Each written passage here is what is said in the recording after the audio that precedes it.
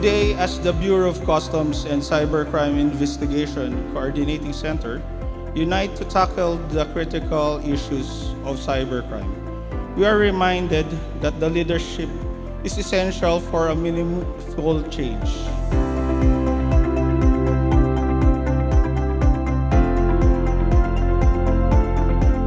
Ang inisyatibong ito ng Bureau of Customs ay hindi lamang naglalayong magbigay ng babala, kundi higit sa lahat ay magbigay ng mahalagang kaalaman sa bawat isa sa atin ukol sa mga banta ng cybercrime, lalo na ang patuloy na pagdami ng parcel scams.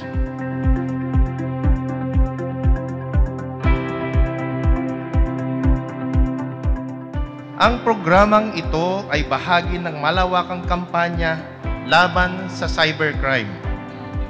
Layunin nitong magbigay ng kaalaman at mga praktikal na hakbang upang maiwasan ang mga panganib ng parcel scams at iba pang uri ng panloloko. Sa pamamagitan po ng inyong pakikiisa, nais nating iparating ang mensahe na ang kaalaman at pag-iingat ang ating pinakamahalagang proteksyon laban sa ganitong uri ng krimen. Hindi po parate na tayo madadalaw ng Customs Commissioner at ng kanyang mga kasama.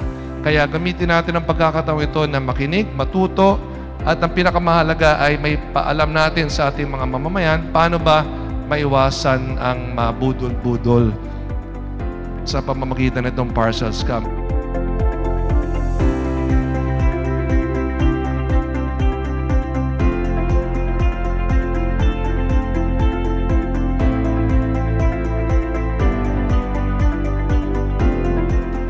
Sa mga San Juanenyo, sama-sama nating sugpuin ang parcel scam at gawing ligtas ang ating mga komunidad para sa kasalukuyan at sa hinaharap ng makabagong San Juan sa bagong Pilipinas.